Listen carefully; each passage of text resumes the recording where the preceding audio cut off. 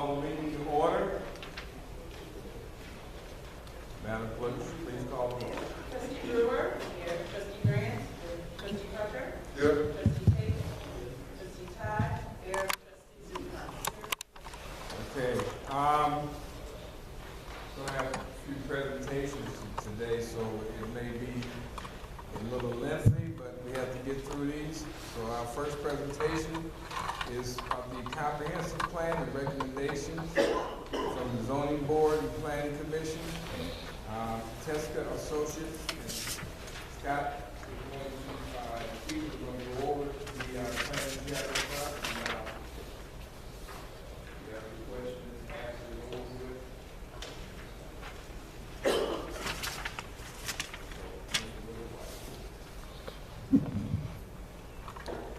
Thank you, Mr. Mayor. Okay.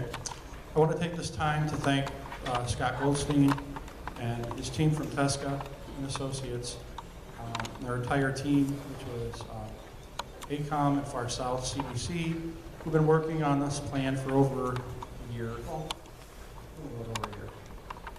Also, Stephen from CMAP.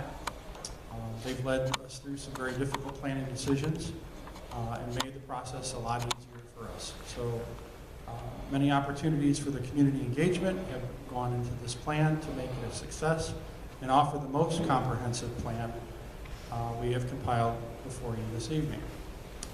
As you know, Sauk Village and many other communities could not get by without the dedication of volunteers. I want to thank those who played a vital role in this plan. So many thanks to our Zoning Board of Commissioners, Charles Pondexter, our chairman, Lee Littleton, Jack Todd, Sharon Novak, Marcus Atkins, Emmett Farmer, and Daryl Coney. Especially our advisory committee members who attended many meetings and community events throughout this last year. Marcus Atkins, Juanita Burgess, Alvina Casera, Arnold Coleman, Emmett Farmer, Charles Pondexter again, Dr. Donna Leake, Tammy Jones, and Marva Campbell Pruitt from District 168, Kathy Newton, Ed Pazel, Pastor John Pitts, Clara Seidelman, Gene Steinmark, and Gary Sal from WinPAC. The Village of Sauk Village also wishes to extend a sincere thanks to the Chicago Metropolitan Agency for Planning and their local technical assistance program, which allowed the village to fund this project. Funding for this project was also provided by the Federal Highway Administration, Federal Transportation Administration, U.S. Department of Housing and Urban Development, the Illinois Department of Transportation, the Chicago Community Trust, Cook County Community Development Block Grant Disaster Recovery Program, and the Illinois Environmental Protection Agency, with a modest investment from the Village of Sauk Village. Finally, a special thank you to the residents of Sauk Village who took time out of their lives to give their input and feedback, helping direct the pathway to progress on our comprehensive plan for the next 20 years and beyond. Mr. Mayor, members of the Board of Trustees, and residents, I'm pleased to present to you the Sauk Village's 2019 Comprehensive Plan and introduce to you Mr. Scott Goldstein and Teska Associates. Thank you.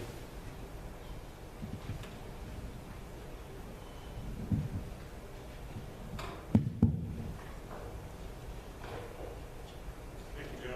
I also want to thank Mayor Burgess, the village board here tonight, the planning commission. Can't hear.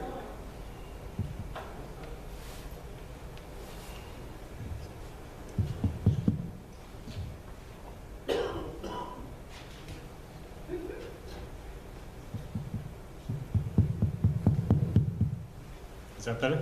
Okay. All right, I'm Scott Goldstein from Teska Associates. I want to thank Joe Zawadi, Mayor Burgess, the Village Board tonight, the Plan Commission and Advisory Committee. Joe read those names. It has been a very efficient process. We really want to thank everyone who participated in this, particularly CMAP, Steve Ostrander, and Maggie Jar, who's working with from CMAP with the village on a regular basis. We're going to cover tonight how to use the plan. It has been some while since you've had an updated plan, so I want to make sure to let you know how to use this.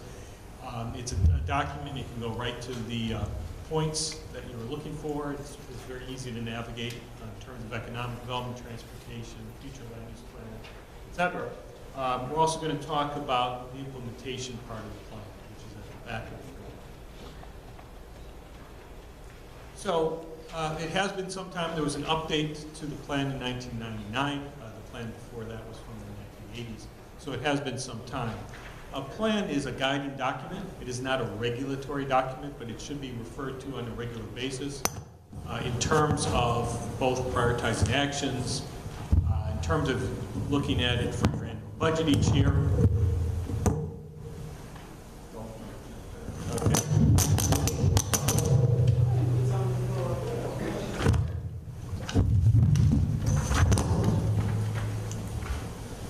Okay. As well as planning. Sorry about that. Okay. All right. I'll try and speak closer to the mic. Is that better? Okay, here we go. All right, so the vision of the plan is that Sauk Village is a thriving community that is home to institutions and businesses that drive our local economy, as well as families and individuals that make up our neighborhoods. We have a shared vision that is built on the collective support of our entire community, one that fosters respect and dignity, preservation of open space and natural resources, and commitment to expanding opportunities for residents and businesses. The words in this vision statement came directly from the community. Almost all these words came from different interactive exercises that we did. We put that all together into a vision statement, and that really helps guide the rest of the plan. As Joe spoke about, there was quite a bit of outreach. There were formal events. There were attending informal events, such as your annual corn and dog roast. There was wide publicity.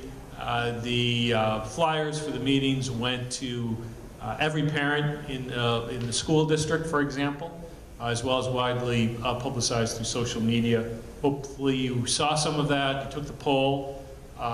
We had a couple polls as a part of this and participated. All of the meetings, like I said, were interactive group exercises, and that really led to the development of the plan. The plan starts out with land use goals. To some extent, the land use component, it ties together the entire plan.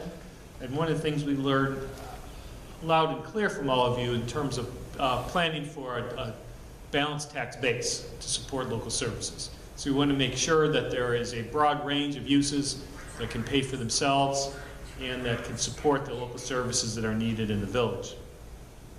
Need to meet the demand for specific land uses such as residential, commercial, industrial, open space, and community facilities. We want to promote the reuse and rehabilitation and redevelopment of existing uses. So this was a really important theme that people really want to see the private housing market rebound, the home values to increase over time, and really thinking about how do we repair homes, how do we keep properties up to date. And that relates to the last goal, which is promoting strong and cohesive neighborhoods. This comes straight out of the Plan for Prosperity that was released about a year before this plan started by the village. There's a framework map that shows the village and different highlights of the plan. You can see areas circled such as where we are now, which we're calling the Civic Center, which would be the municipal center, the school district next door, and possibly expansion of other uses over time. And then over at Sauk Trail and I-394, we'll talk about it a little bit, but really expanding that commercial center, revitalizing it and improving that into a new town center, as well as expansion of the logistics center just on the west side of 394, north of Sauk Trail. And then the yellow areas are the residential neighborhoods in town, and the green areas are the open space, particularly the Forest Preserve District, and the small parks throughout the village. On the left, you will see the existing land use pattern. This uses the standard colors that planners use: yellow for residential, purple for industrial, dark green for open space, red for commercial. And on the right, you can see future land use. So this is shows you that overall we're not talking dramatic changes. It's really a plan about reinvestment, redevelopment in the existing framework. We are talking about some additional uses, some additional land for industrial, some conservation-oriented residential land shown near the Forest Preserve that's currently unincorporated. But generally this is a managed growth scenario of looking at orderly, efficient growth into the future to support the existing residents and businesses in the village. This on the left is another view of the same map, but it only shows the change in land uses. In Illinois, villages can plan for 1.5 miles beyond their borders.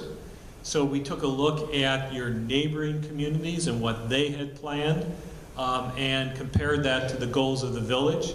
And in almost all cases, these overlapping areas outside of your current boundaries, but also within the planning area of a neighboring community, were very consistent. So in almost all cases, what the plan shows for the planning area of the village of Sauk Village is consistent with recent plans that have been adopted by our neighbors. So that really leads to more orderly growth and less competition between communities. I talked a minute ago about looking at revitalization of the commercial center that you have on the north side of Sauk Trail between Jeffrey and Illinois 394. The village owns quite a bit of this land, and really we tried to look at ways to bring this back into productive use, tax-paying properties. The fire department is looking for a new location for the fire station. Right now it's on a lot that's really too small in a residential area. So this shows a new site into the future. North of Sauk Trail, access off of Jeffrey Avenue. That would then provide direct access through a full traffic signal and make it much safer for the fire trucks to be able to get out quickly and reach anywhere in the village. We are also showing some new restaurants and stores in this same area between Sauk Trail and the park space to the north. This is a long-term plan. But it shows what the predictability could be in working with developers. It will not turn out exactly the way this drawing is. This drawing is to show a concept of what can happen. It would be up to the village to try to work with the private sector to encourage investment in this area. In terms of housing proposals, in this presentation tonight, I've only highlighted some of them. All of them are in the plan. The plan is also already online and be able to view. But for some of the examples of housing proposals, including acquiring and demolishing vacant and abandoned homes. This has been one of the big issues we've heard about. There might be one vacant home or two vacant homes on a block. And if that allows to persist for a long time, that affects everybody else on the block. So there are organizations called land banks. There's two that are active in this area, the South Suburban Land Bank and the Cook County Land Bank. And the plan calls for cooperating with the land banks in order to acquire those properties that are most likely very tax delinquent and bring those back into use. For example, it could become a larger yard for the property next door, or perhaps over time a new house could be built on that piece of property.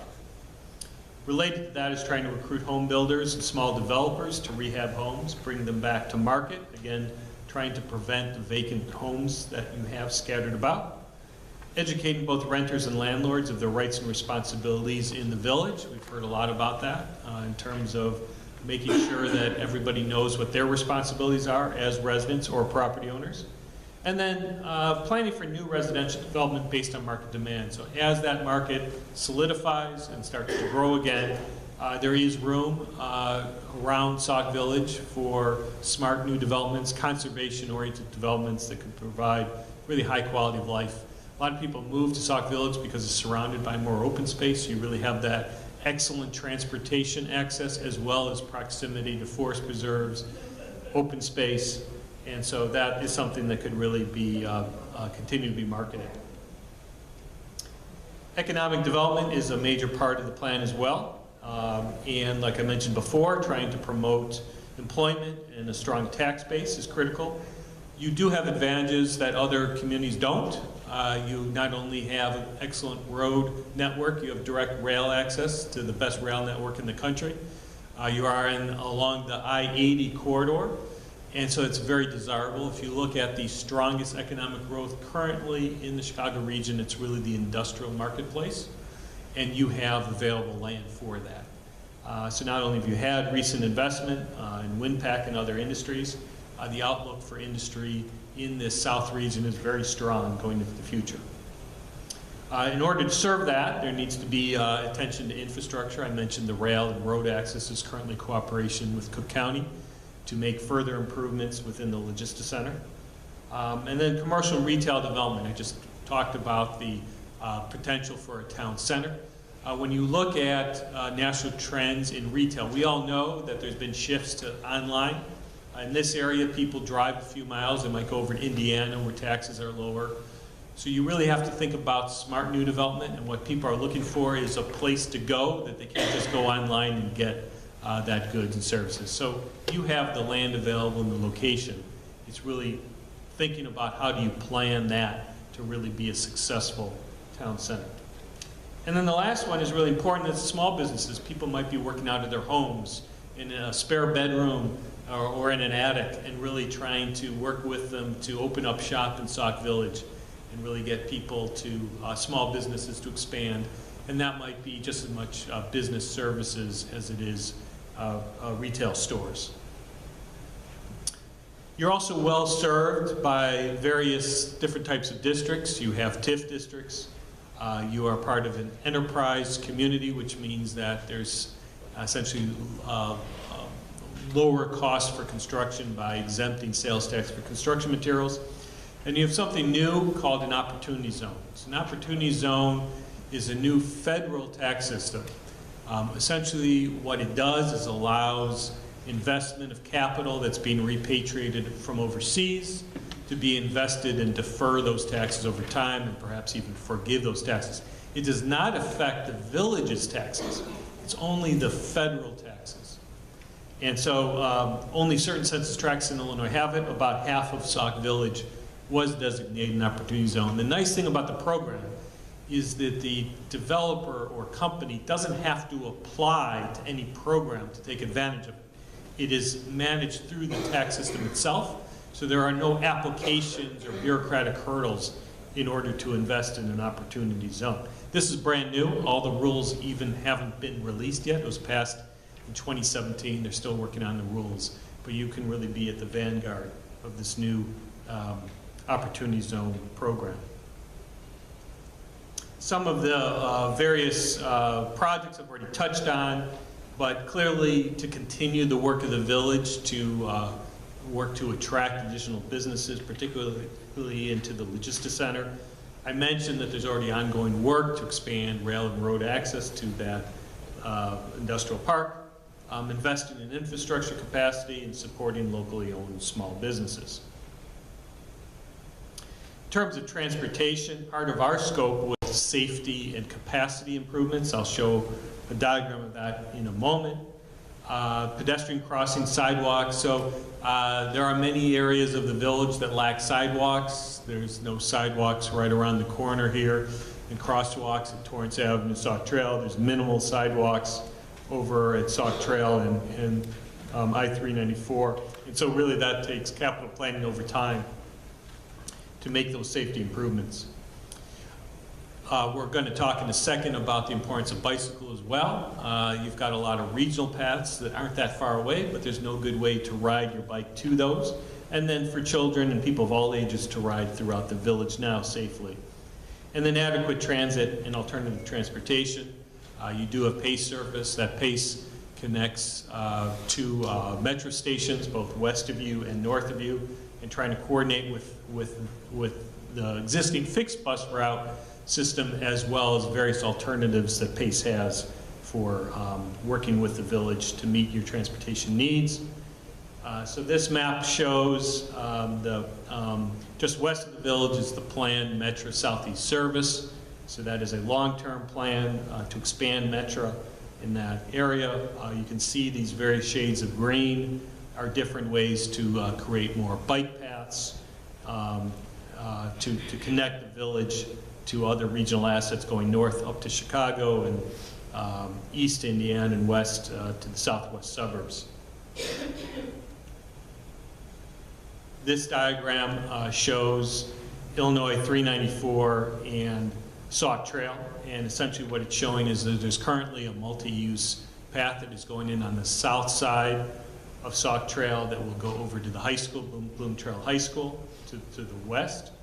And this plan recommends extending that to the east, and I'll talk in a minute about how to bring that down to 223rd Street, as well as make sidewalk improvements and pedestrian improvements to this intersection, and then to add a turn lane going from the west to the north. So if you're coming, if you're in a truck and coming out of Logista Center, so you'd be able to go east on Sauk Trail and then turn left to go north on 394. There's currently one left turn lane. This shows expanding that to 2 lanes. It would not remove a through travel lane. So this is simply adding an additional left turn lane so that those cars and trucks don't have to continue to back up in traffic. At Torrance Avenue and Sauk Trail, essentially this doesn't talk about any lane changes to the roads. This is really about adding sidewalks and crosswalks. Almost every time I've gone by, I've seen people walking along the side of the road, particularly on the north side. There's a Walgreens there, and there's no sidewalk, and you see people walking through the dirt all the time there. We want to make that safe and attractive.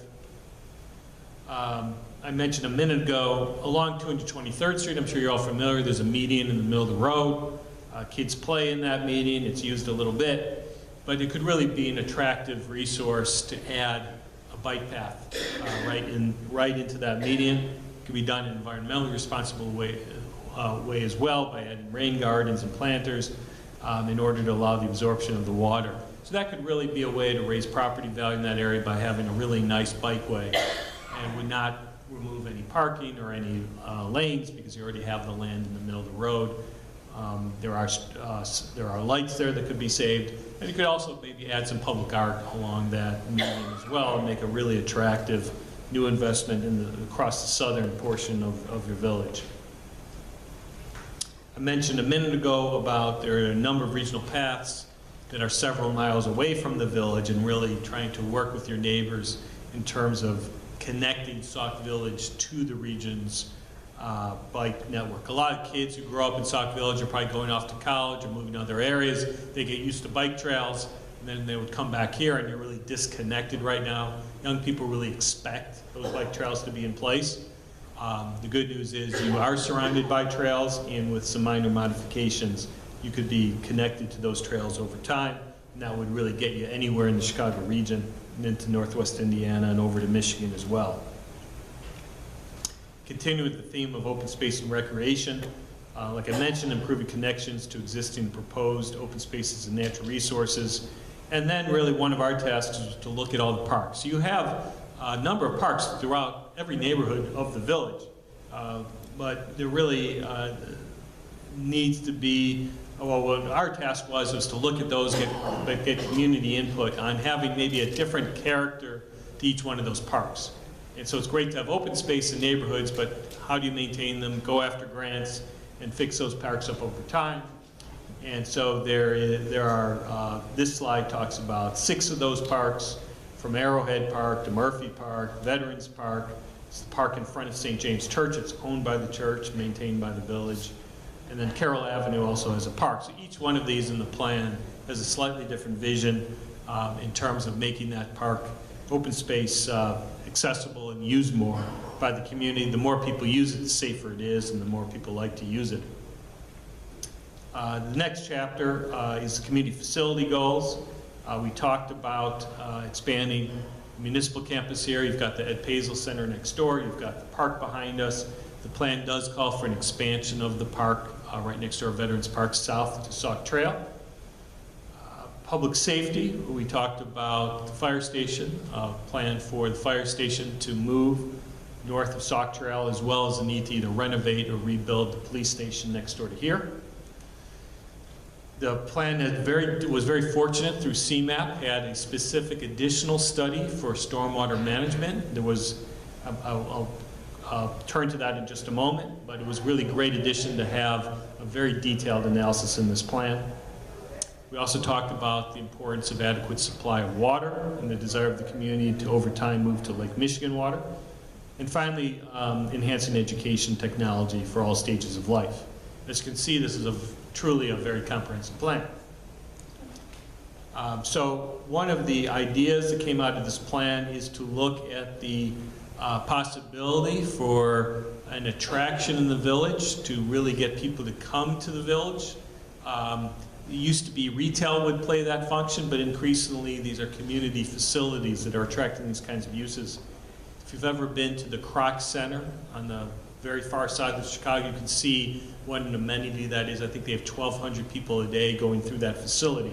So we started to think about what are the sports people play in this area and what could attract people from around the community. And this is a plan. Again, it's just a concept, but right across the street, across Torrance Avenue, you've got lots of land there available, and that could be outdoor fields for soccer, lacrosse, baseball, other sports outdoors, as well as an indoor facility over time. This would probably need to be a public-private partnership. We've identified several grants in the plan, but it can also be a revenue generator, because essentially what happens is that teams that need to practice will essentially rent out blocks of space over time.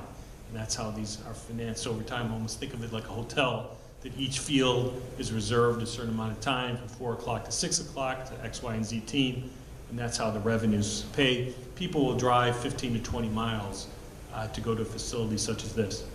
This drawing also shows a proposal for a new, what I've been calling a conservation style development.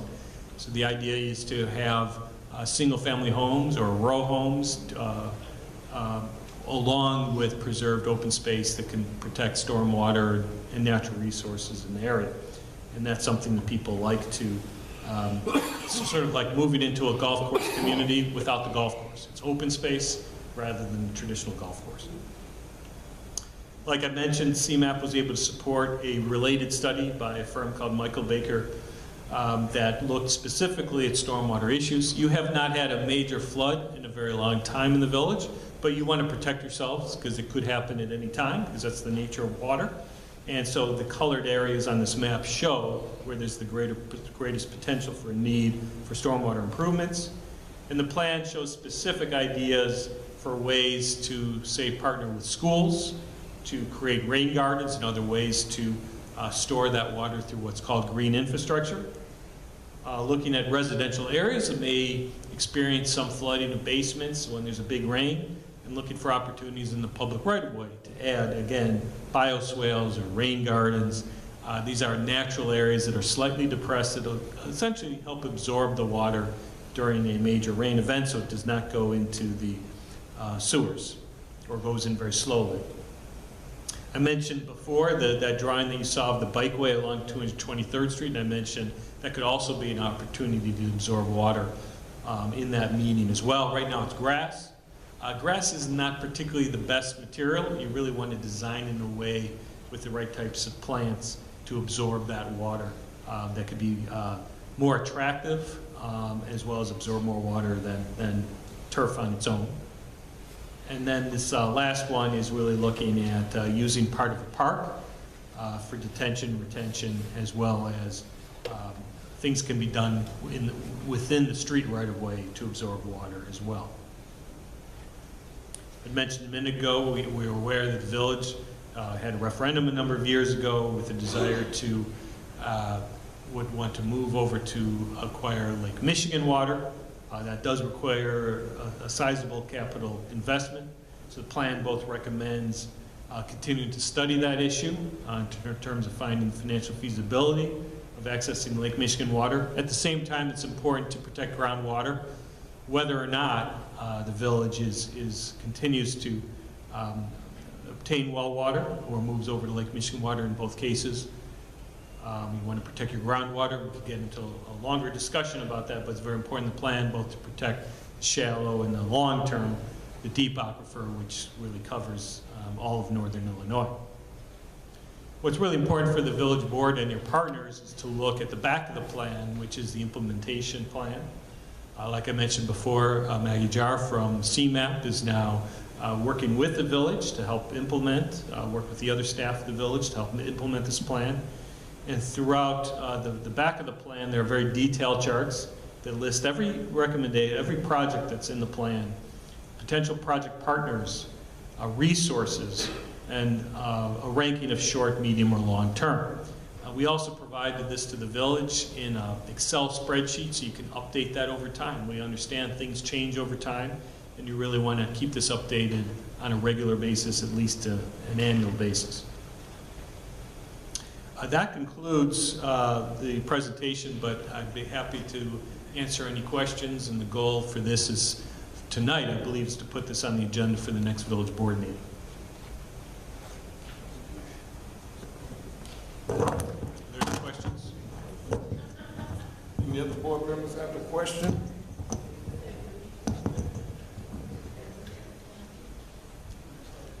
This will be on your, this will be in the agenda for next week to be voted on, so you still, you know, right now, someone's here to answer the questions. After he leaves, I probably can answer some, but believe me. I also want to introduce Abraham Lacey's here in the front from Far South CDC, who helped develop the economic development recommendations plan. He'd be happy to answer questions as well. Just real quick. Abraham Lacey. Yeah, just real quick, I passed out to all the board members a copy of the minutes from the zoning board, plan commission's public hearing that was held.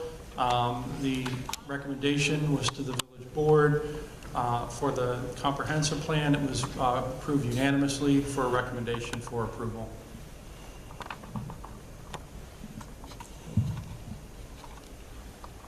More questions? Just want to say it's been a pleasure working with you. You guys have came out to mostly everything that we've had and gave the residents an opportunity, and I saw some of the things that you put in this plan, some of the recommendations that I saw some of the residents had talked about, and so that was very interactive. And also, we're going to have this person for what, a year? 2 years to help us get funding for some of these short-term goals that we're going to be looking forward to doing. So that being said, again, thank you so very much. It's been a pleasure working with you guys. And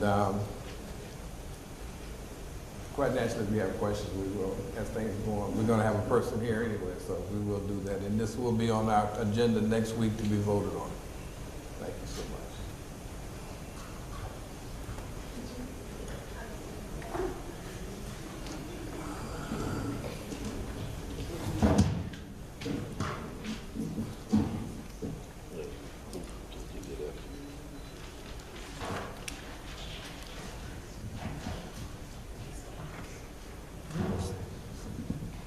Okay, our next item is our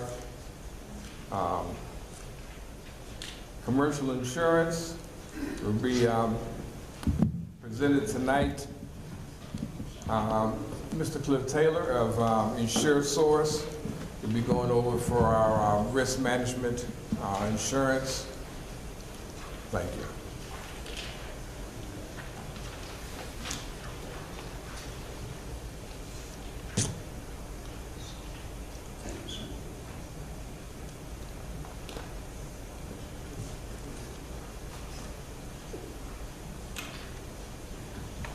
Yeah, you got to speak. Yeah. Okay. Can everybody hear me okay? That's the house. Great. All right. Good evening, Honorable Mayor, Honorable Trustees, Madam Clerk, valued residents of Sauk Village. My name is Cliff Taylor. I'm with Insure Source, and I'm here and I'm pleased to present you with your 2019-2020 Commercial Insurance Liability Program. Let me first by apologizing for the date. It says 18 to 19. It should say 19 to 20, so again, apologize that on the first page there. With the renewal this year, we did some major comprehensive benefits analysis. Yes. Oh, you need one more. I will never do that. So this year we did a comprehensive benefits analysis, and what we did is we met with various department heads throughout the village to make sure that all of our policies were updated, to make sure that everything was updated from our vehicles to our village-owned property, and all of that, just to make sure that everything is up to date so that we are valued properly with the insurance carriers. So that is something that was done this year prior to renewal. If you turn to the executive summary, it talks about how we conducted and completed coverage and a marketing analysis on behalf of the village. We also reviewed the claims as well as structural changes in the policies in an effort to improve pricing. Our marketing efforts and what we do every year is we go out to the marketplace, and we go out to all the carriers that would entertain municipalities. In the insurance market, when it comes to municipalities, you don't have a whole lot of carriers that insure municipalities. Like with auto and home, you know, you can go to maybe 15 or 20 different carriers. With municipalities, just not that way. You have a handful, and usually most of those carriers are probably owned by 2 or 3 carriers. So it's, you know, it's a spider effect. One of the things that I was instructed to look at this year was to see if we could go back to a first dollar type plan. And first dollar meaning that you have coverage from your first dollar with a very small deductible, and from there the insurance carrier would cover it. I think this plan was moved away from a first dollar plan maybe about 3 to 4 years ago, I believe. And when we went out there, we just did not have any luck going to a first dollar plan. Most of it was based on some existing claims that they felt this needed to get cleaned up, and just to have a couple more years of good claims experience before they would entertain it. Any questions so far? If you go to InsureSource Risk Management Services, it just gives a brief overview of what everything we do, from our broker risk management, where we review departmental organizational structure and risk exposure, historical loss analysis and trending, identifying emerging markets. We do monitoring and support in Sauk Village. We help to improve the safety policies, procedures, initiatives, and training. We support the village's post-claim response and in-house claims monitoring, and I am available on hand, so if there's ever a need where I need to help with any administering of claims, I am here to be that backup to the village, to make sure that everything is submitted and done in a timely manner, and make sure that we are administering the claims properly. Go to the next page where it says marketing results. These are all the carriers that we went to that would entertain a submission from the from the village in terms of submitting a quote. If you look at all the carriers on the left side, lines of coverage in the middle, and then the response. The responses are either quoted, they may have quoted it with a higher retention, some say decline. Now, a lot of times with carriers, what they'll do is, from a marketing standpoint, they'll say decline, but it's not really that they declined it, they just couldn't be competitive. So as opposed to putting their name out there and saying, I can't be competitive, they just decline, you know. So it's more of a marketing thing than anything else. This next page is a summary of large claims. So these are currently the large claims that were sitting out there that had a very high exposure. If you look at the claims, the good thing is most of them are closed. The bad look at this, where it says status reported by prior broker, it shows an amount, the current totals, and it shows the changes since last year in the yellow. And it shows how the claims went up significantly by almost $950,000. Again, the good thing is most of those are closed. We only have one open at this time. And a lot of those claims are older claims. So a lot of times with claims, there's a 3 to 5 year before they reach what they call a maturity. And that's from where the claim, from its infancy stages till it really gets to the nuts and bolts of what it's going to cost you. And, you know, some of them did go up quite a bit, but the good things, those were, you know, some 4 or 5 years ago. They're starting to close out now, and that helps us as we move forward. The next page talks about the structure. And as you see, the structure right now is you currently have an SIR, which is called a self-insured retention. Another way you want to look at it is just a very high deductible. For the general liability, it's $100,000. Auto liability is $50,000. Public officials is $100,000. $25,000 for the property. For earthquake and flood, $50,000. And then for your crime, it's $5,000. For pollution, it's $10,000. You have a total insured amount of $10 million. Your first layer is $5 million. Then we have an excess company, which gives the additional $5 million. Okay, now we get into the actual lines of coverage. The first one we talk about is the property coverage of all policies, everything remaining the same except for your values did go up a little bit from about 14.8 to 14,800,000 to about 16,200,000. There was an increase from 29.5 to 34.2. Most of that increase was due to just market trend.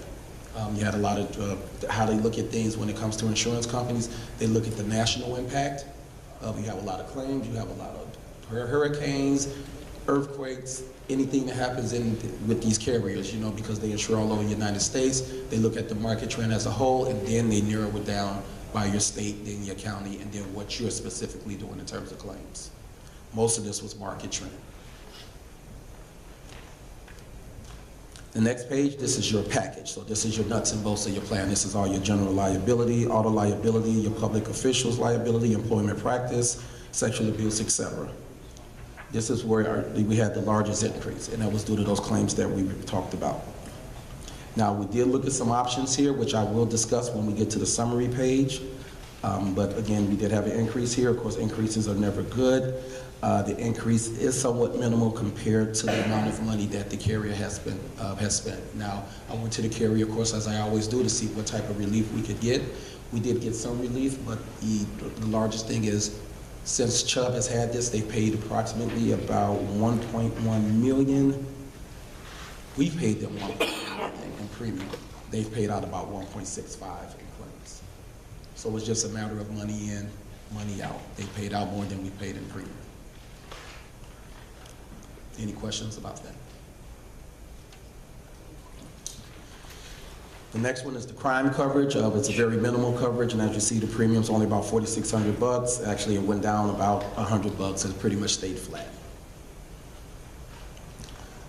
Your next one is your pollution. Again, it went up by approximately $500 from $8,200 to $8,700.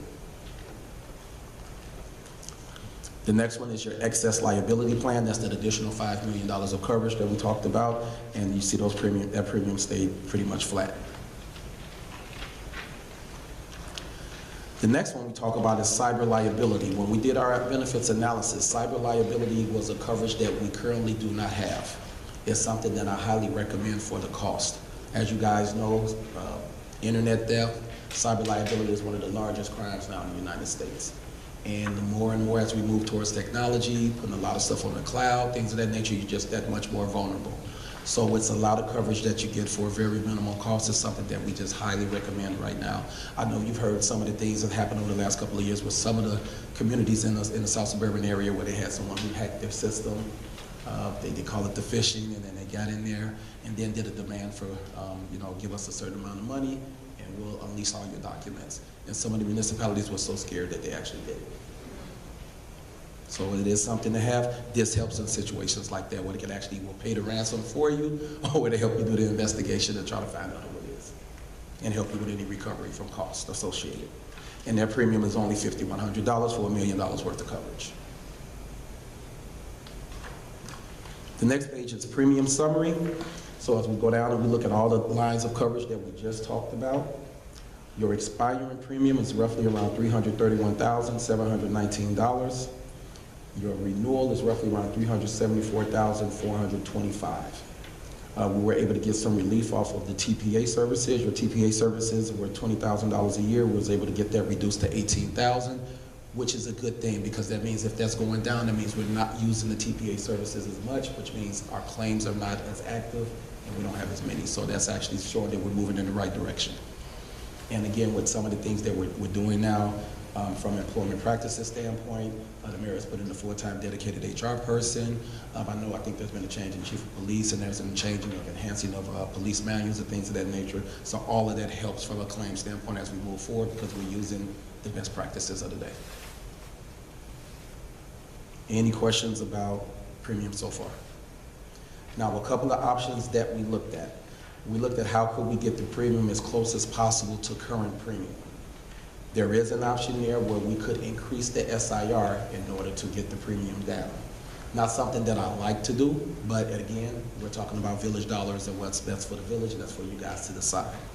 If we were to increase the retention by $50,000, so now that we'll be going from 100 to 150,000, that would reduce the premium down roughly where your renewal will stay almost flat or increase of right around $6,000.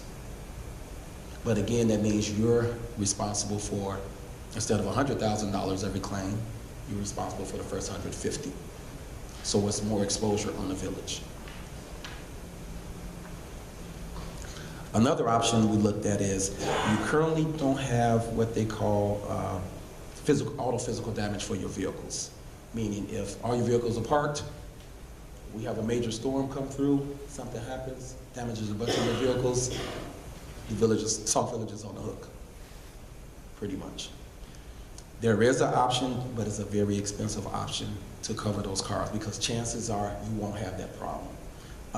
There is an option where we could put in a plan which will have a $25,000 deductible. Now, most of your cars will fall under that. I mean, to buy a new police car today costs you right around $25,000. Most of your other cars, when you start getting into your more specialty public works trucks, fire engines, things of that nature, that's when that will come into play.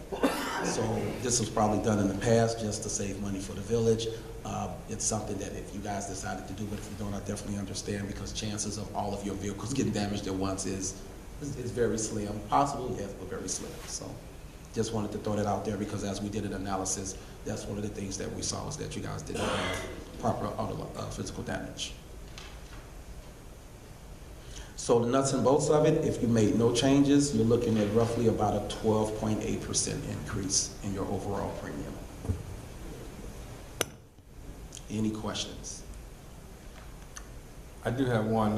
Your total, 374, is that with the cyber or without the cyber? Nope, that's without the cyber. So with the cyber, you'd add an additional to 5,100. So now you're looking at right around 380.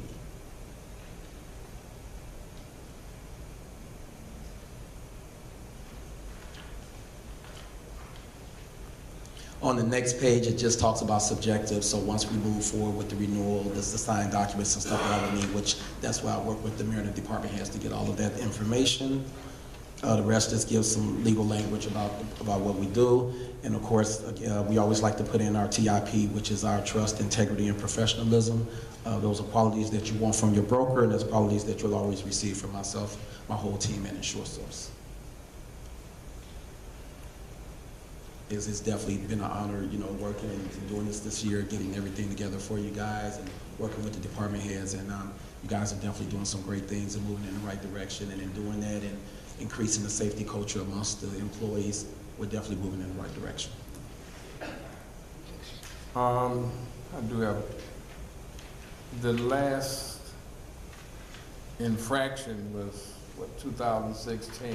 So, is it usually 5 years, 3 years when you start seeing a change in premium? Usually, long as we stay, knock on wood, staying going in the right direction, keeping the claims low as new claims might arise, you know, the biggest thing is closing them out as soon as we can. As soon as we get a claim, we should be closing.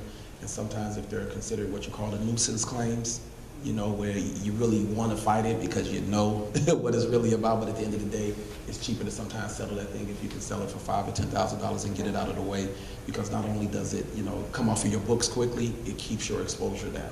Because it's easy for a $10,000 or $20,000 claim. It sits, the attorney fees, the ongoing, now it turns into a $40,000 or $50,000 for something we could have settled for 10 or 11 and could have got that headache away. Are there any questions? This is going to be on the agenda next week to be voted on, so we can, as you see, the effective date is the 27th. 27th of 2019, yes. Oh, you got it. So are we going with the, so are we going with the cyber option? Are we going with the package option 1 and the auto PD? What do you, I mean, are we going to decide as a board or? Yeah. Okay. Before we vote on it next week, right?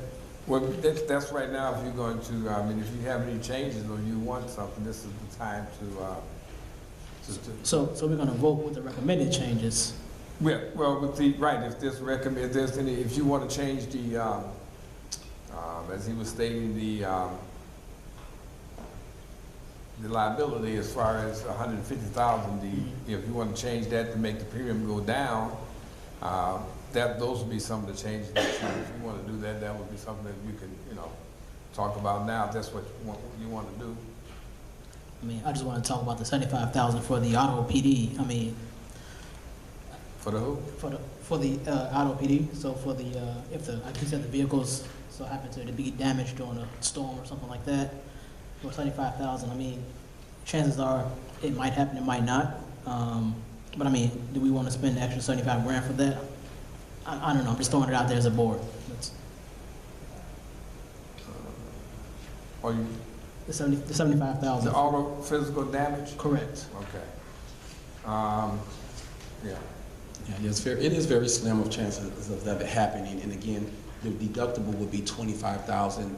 Probably most of your vehicles fall under that range for the most part. And Like I said, you get it into your public works trucks. So you're saying if we were to your keep your it- fire engines. If we were not to get this, or just, if we weren't to, oh, no, that's not gonna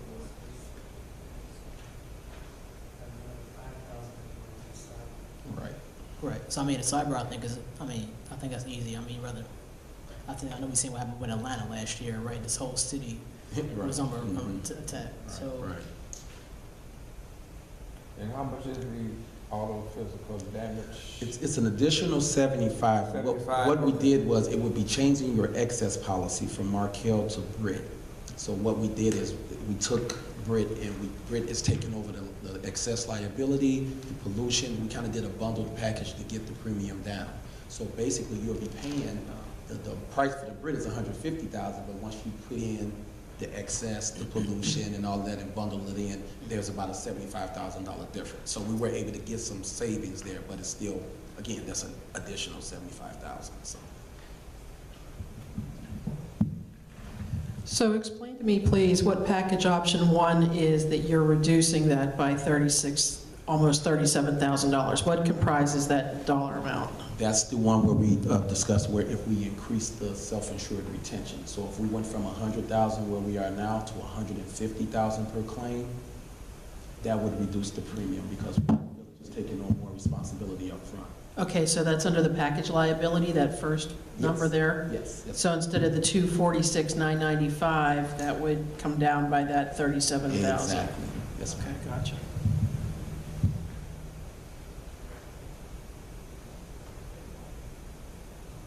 Okay, any other questions?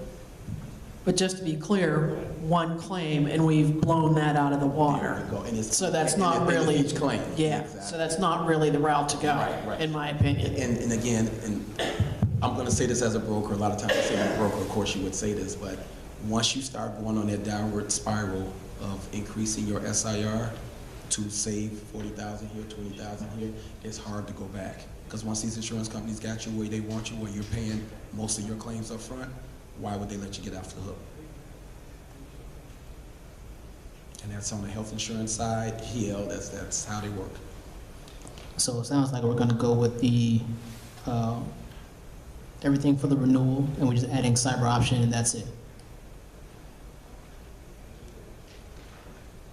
Say it again.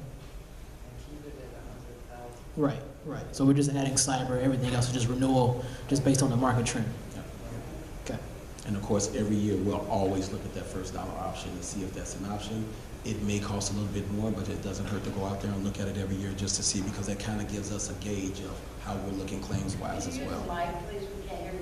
Oh, I'm sorry. I said every year we will always look at the first insurance dollar option every year, because that kind of is a gauge that gives us an idea of how we're looking from a claim standpoint. Once we can start getting actual quotes on the first dollar plan, it lets me know we're moving in the right direction from a claim standpoint.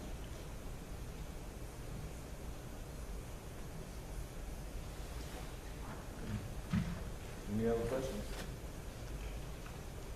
Okay, this will be on the agenda next week, Madam Clerk, for approval by the board.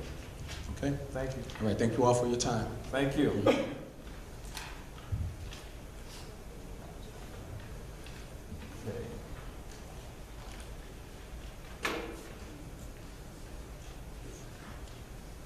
Okay, it's that time of the year to do our abatements of our ordinances for our taxes and general obligation bonds. Everyone have that piece of paper in front of them? Yeah. And the top three, those premiums are being paid through the TIF. So you see how much they are? 2002 A and B bonds, $2 million, 2.3 million. The series 2008 bond, 672,000, and the 79 bond is 492,000. These are all of the TIF areas, and the TIF does pay the premium for those. The 2010, 2007A, 2007B, and 2007C are levied. So they're levied and they're paid by the taxpayers. So what we're looking at tonight is an ordinance to accept the ordinance to abate those bonds that we have here, the 2002A and B, 2008 and 2009. And the ordinance is right there in front of you. Are there any questions?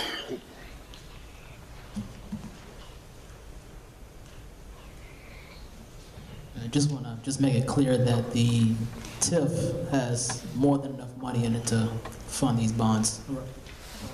I guess. Yes. Yeah, according to Joe, yes, we have more than enough money in the TIF. Yes.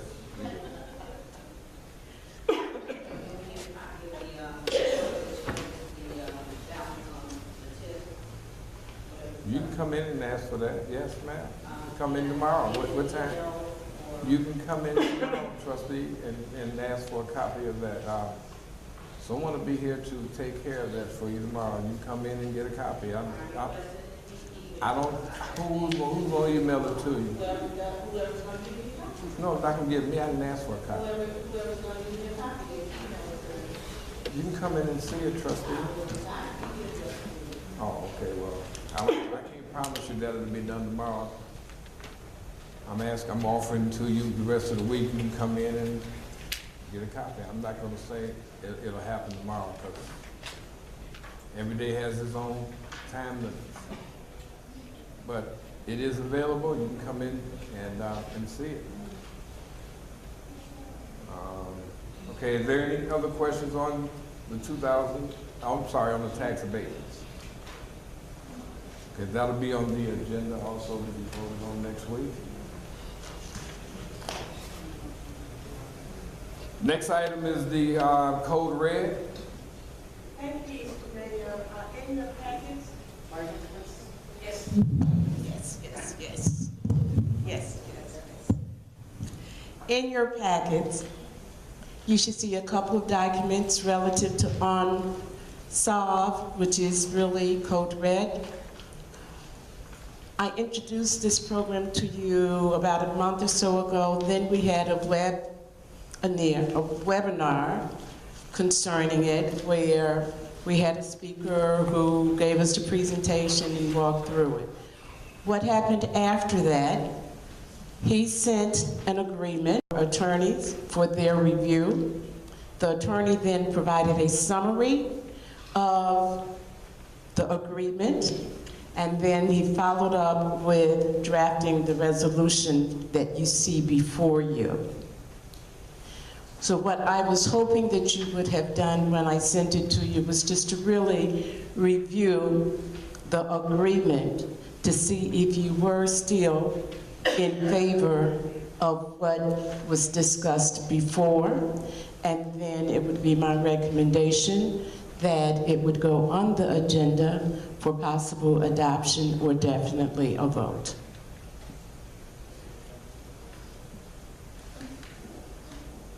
Any questions?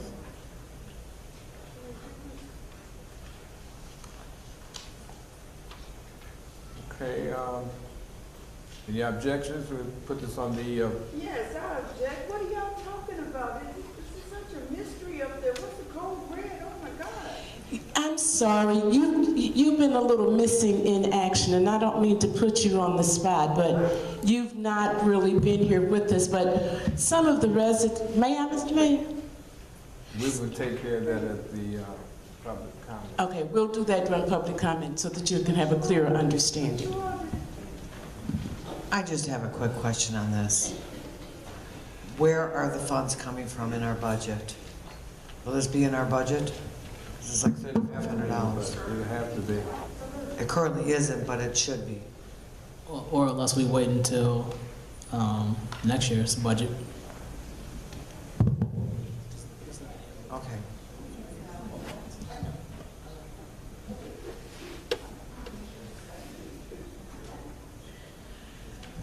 And while I have the mic in my hand, if there are no other questions from trustees where this is concerned, I would like for you to keep that big hefty packet that you have in front of you for next week, rather than I spend $3,000 making some more copies of all of that packet that you have. If you would just keep that, I would appreciate it. All right. I just wanted to comment about a typo on the resolution at the very beginning of the resolution, where it says the village, Oh, the serious the intent to. whereas design. that very first, in parentheses there, I think it's supposed to be quotes, and it's an A and an ampersand instead at the top there, that first paragraph. Yeah, see that? Oh, okay. And then also the first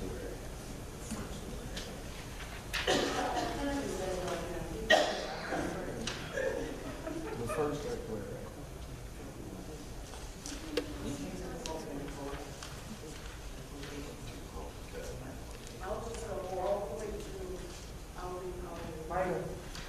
All right.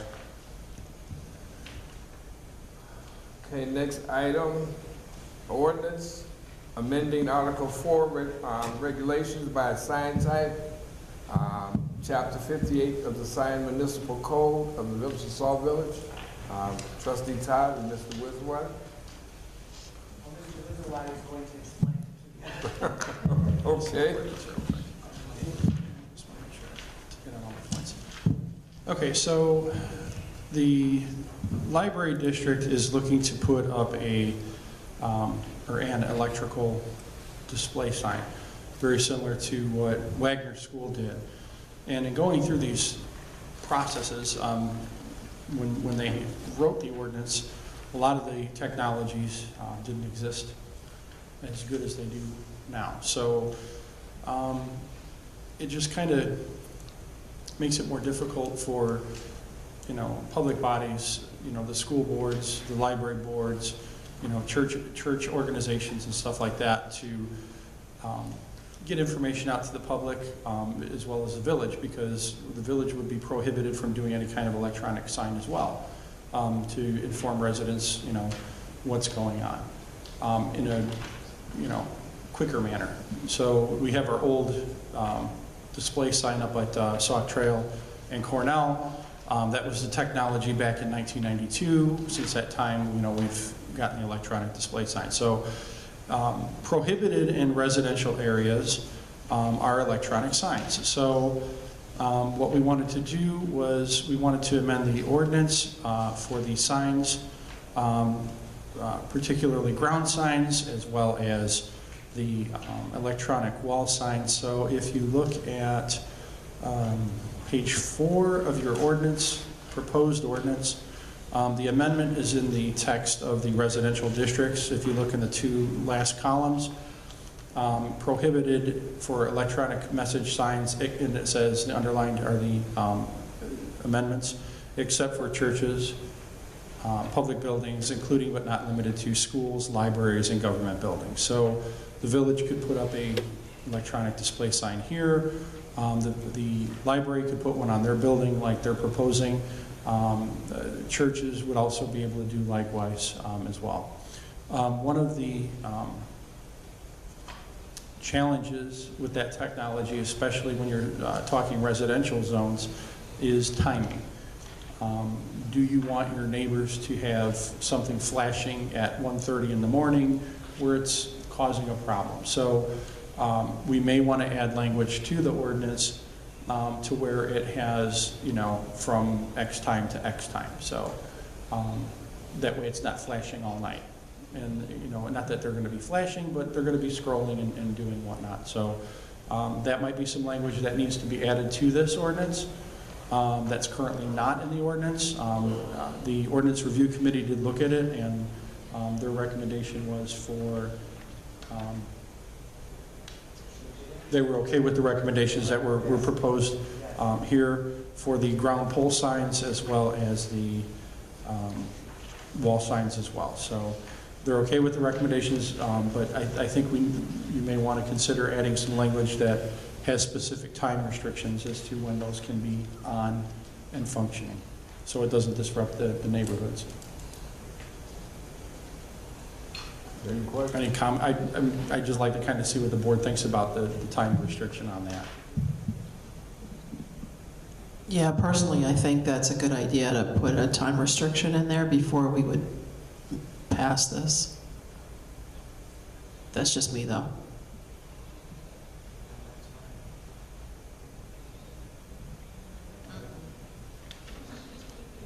So what, well, I don't know if it necessarily needs to go back to the ordinance committee, or if we just want to put add the additional time restriction for the electronic signs. You would still have to take it back so they could look at, because you're going to change the ordinance, correct? Well, all we're going to add is the language for the restriction time. So I don't know if it necessarily has to go back before the ordinance committee, or if we just want to add the language and then have it before the board for next week. But you don't know what time. Yeah, what time? And so that's why this time, what would you like to see? For time? Time. 10 p.m.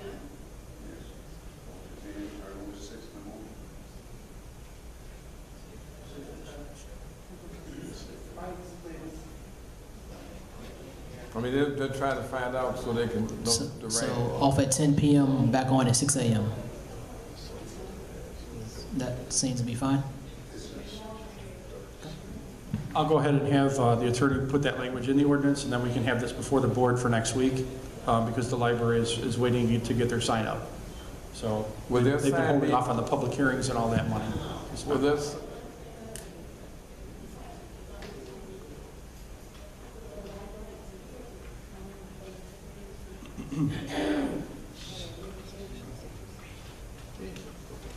okay. Will their sign be more or less like Wagner's on the building, or is it going to be in front of you? Yeah, from the information that I understood from the sign company, that it's pretty much very similar to what Wagner has on theirs. Because I saw one here that showed on the ground, so it was, you know, this was just asking. So are they able to put this sign somewhere else on the ground, basically like page 3 says? Can that go on another commercial site, say for instance, another school, or even the village, right out here? Yeah, so the village could put a ground monument sign up with a scroll or with a display as well. At the current time, the village doesn't have any legislation to authorize it to do so. Okay. Any other questions? So what did you want to? Well, I'm going to have the attorney add the language to this. Okay. So I'll send it to the attorney, and it'll be from 6 a.m. to 10 p.m. off. Okay, I'll ask the trustees, do you want this to be reintroduced, or are you good with what time that was brought up just now, from 6 to 10? I'm okay, 10 to 6. One question. One question. If there's a person running off, can they put a scroll sign up like that? No. You said if there's a person what? Use the mic, please. If there was a person running for office, could they put a scroll sign? Oh, Yeah, no, the ordinance is very clear. This is for governmental buildings, and also churches. So churches, schools, libraries, and government buildings. Sorry, we didn't hear that question. The question was with respect to any political candidates wanting to put up a scrolling sign in a residential area that would still be prohibited under the ordinance.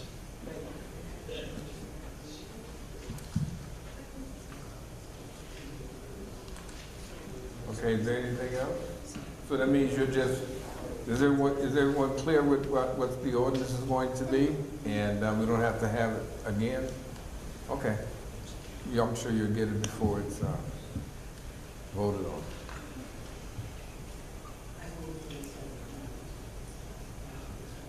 Okay. Yeah, you better still be voted on next week. I'm really not hearing you guys. I was just merely telling the clerk to add this to the agenda for next week, like we do all the time. Yeah, but we don't know what you're saying. And I hope to have a clean copy of the ordinance to the clerk no later than Friday morning, sorry. Friday morning.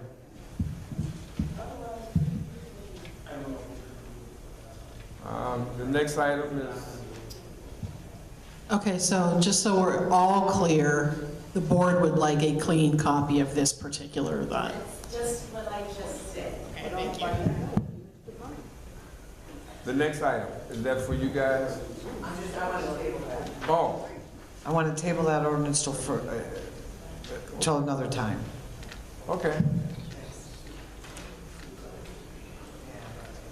All right, next item, public comment.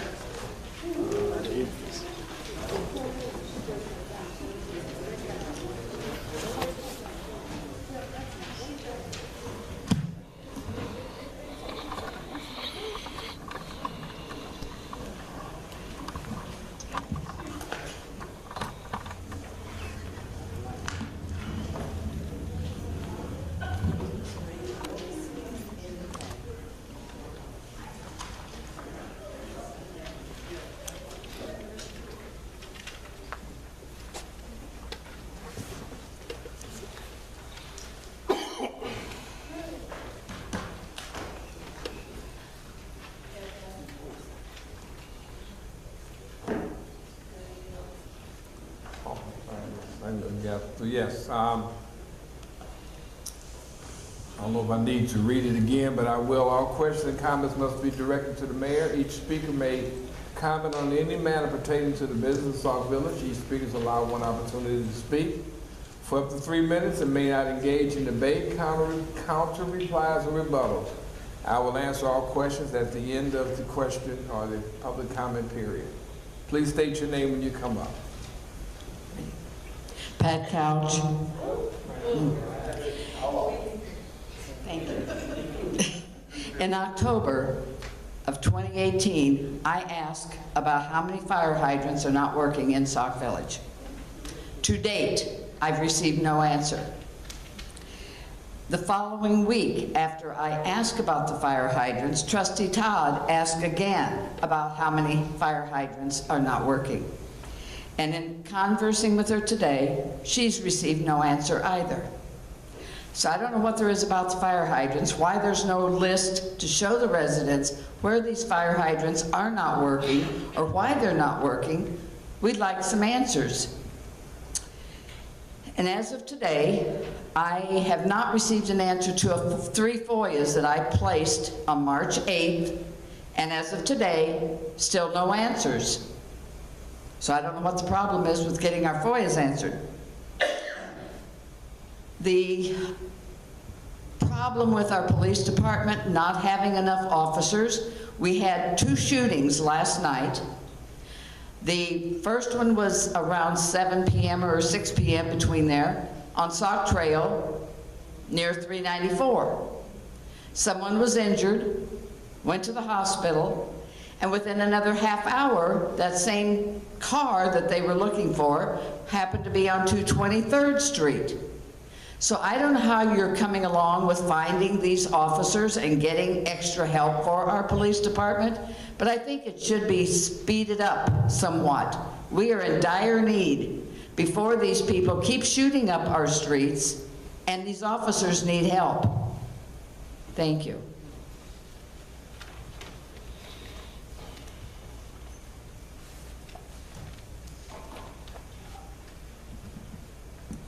Kathy Betcher. Marva, thank you for bringing up the code red again, because that was one of my questions, so I don't have to go through that today. I'd also like to say thank you for having the comprehensive plan, because that was another one of my questions today. So now we're going to go into, I'd like to know, are we going to get any businesses in the village that will attract families, that will make them want to come here and make this their home instead of all gambling parlors and now evidently a tattoo parlor? We need something a little more family-oriented in this village in order to help it grow into a family-oriented place to live. And finally, I've been sitting on this for quite a while, and after last week's episode, I need to say this. We have trustees that sit on this board, and they continue to say, no report, no report. They have no committees, they do nothing with their committees, but yet we pay them their stipend to sit there. Now, whether they're there and you haven't asked them to step down or you appointed them for whatever reason, we, the residents, should not be subject to what happened last week. And we should not have to pay our trustees to sit there for their dignity or just because they shake their head yes or no to whatever you have to say. I'm sorry, but this board is supposed to work for the village, work for the people. They're supposed to be working together, and instead they're fighting. Sad.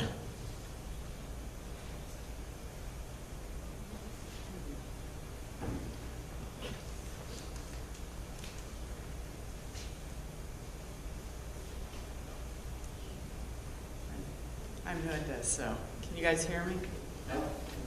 Okay. Tracy Witt. I have a comment or questions about my water bill. Saturday we were doing our bills at home and I realized that we haven't paid a water bill in a while. So I looked back at my checkbook and the last one I paid was December 16th. I never received a water bill in February. So Saturday, obviously, the village hall was closed, so I came Monday after work yesterday, and I asked the girl at the counter, when was I going to receive a water bill, because I had heard that the water bills were the dates were being changed or something, or when they were sent out. She said my water bill was due in February, $171. I asked her if there was a late fee on that, and she got up, walked in the back, and came back, and she's looking at the screen. I don't know why she couldn't see whether it's a late fee or not, but anyhow, I said, well, I don't see why I would have to pay a late fee. I didn't receive the water bill. I didn't receive a second notice if they send one out. I'm a 25-year resident. I've never had a privilege or a pass or anything, but it seems kind of odd why I wouldn't get 2 water notices. She wanted to blame it on the post office, so I came back today. Oh, she also said someone would contact me. I wrote my name and number down. She said Cindy would contact me yesterday. I haven't received a call yet today. Okay, so today I come back up here to pay my water bill minus the late fee, and the other young lady, she had taken care of me this morning, and she told me that it was sent out. The late notice was sent out. I never received either one of them in the mail. And I said, that was kind of odd again. And she said, well, we hand deliver the bulk postage to the post office. It's the post office's problem. And I said, I don't buy that. I'm sorry, if I'm not the only one. I'm not the only one that probably had this problem. And I know it's only $15, but it's a principle. And I haven't received a call back from the village about it. So, I don't know, I would like an answer. I paid my water bill, minus the late fee though. And by the way, the lady that I dealt with today has really bad customer service. And I was the only one there today.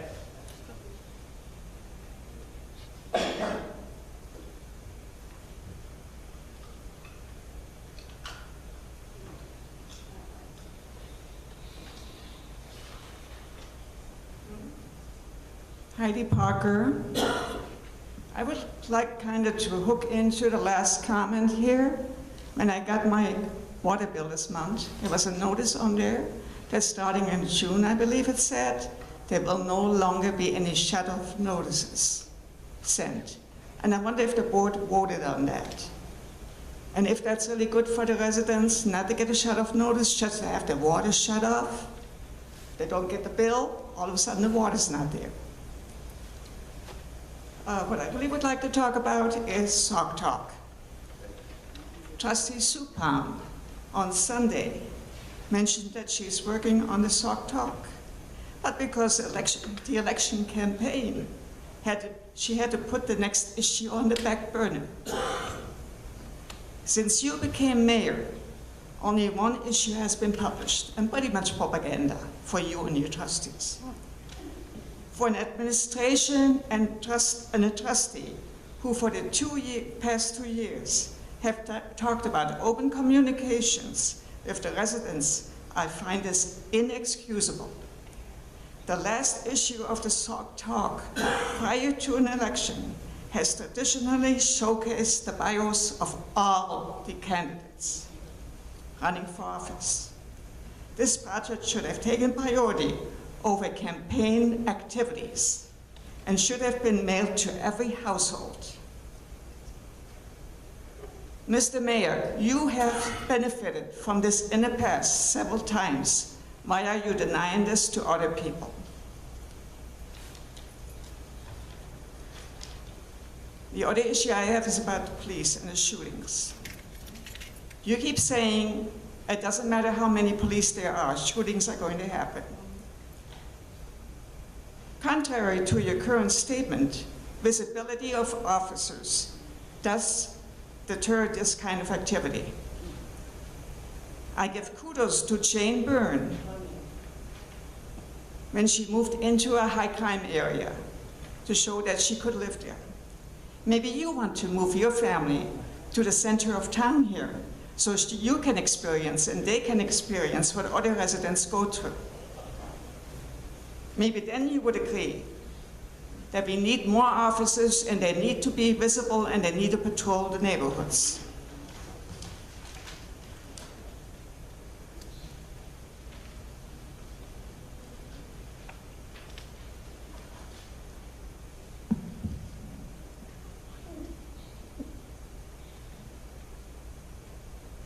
Good evening, Debbie Williams. 3 minutes isn't enough tonight, but I'm going to get in what I can. First of all, great comprehensive plan. I'm really excited about it. However, the catchphrases, invest in, support, plan for, improve, can add, create, upgrade, redesign, all that takes money. I've seen a lot of plans come through this village hall. The problem is feasibility studies cost money, engineering studies cost money, such as when we did the Lake Michigan water supply, how we were going to get Lake Michigan water. We spent millions, thousands, hundreds of dollars, however many dollars, on how we were going to get Lake Michigan water. What's happening with that? It's not even happening anymore. How much money did we spend on feasibility and engineering studies about Lake Michigan water? And all the money we spent on that plan's not even on the website anymore. Why? People want to know. We're being told by somebody that we're still working on Lake Michigan water. I haven't seen any new reports on Lake Michigan water, any feasibility studies, any engineering studies since 2015. So, to me, I think Lake Michigan water is off the table. Matter of fact, it's been removed from the website. Also, I'd like to see a copy of the 1999 comprehensive plan. I understand the village does one every 20 years. The problem is, rather than concentrating on Sauk Trail, from Torrance to 394, I've done a lot of walking in Sauk Village in the last couple of weeks. We got a lot of work to do. We got vacant homes, we got burned out homes, we got sidewalks, we got streets you can't even walk on. I think we need to concentrate on the homes and the roads instead of worrying about what it's gonna look like from here to there. I know it's a 20-year plan, but it all comes down to money. Where are we gonna get the money? And if we have any money at all, without putting all these bonds out for our residents to have to pay, where are we going to get the money to do what needs to be done to fix from here to there when we got all this? And it's pretty bad out there. I don't know if you've ever driven around lately, but I mean, burned out homes. I got a couple on my block, vacant homes. We need to find ways to fix that stuff up too. That's kind of my situation where I'm at. And also I'd like to talk about the sign. Yes, the library is anticipating getting a sign, and I kind of agree with the time frame, but my question is, when Blossoms got their sign, were they aware that there may be a time difference? I don't know if theirs is 24 hours. They may have to redo or whatever they've done in order to change that time difference. I have no problem with the time difference because there are houses right across the street that may be affected by that. And the shut-off notices, I had the same question that the prior resident did. So what does that mean? It was kind of ambiguous. So there are not going to be any disconnect notices after July. Does that mean we won't be getting the card in the mail anymore that says we're late? I know residents should automatically know that they haven't paid their bill, and they should automatically know when they don't pay their bill, the water's going to get cut off. But many residents have come to expect that red card. So if you're not going to get it in the mail, I think more than a sentence, I think a letter should go out explaining what's going to be done in the future. Thank you.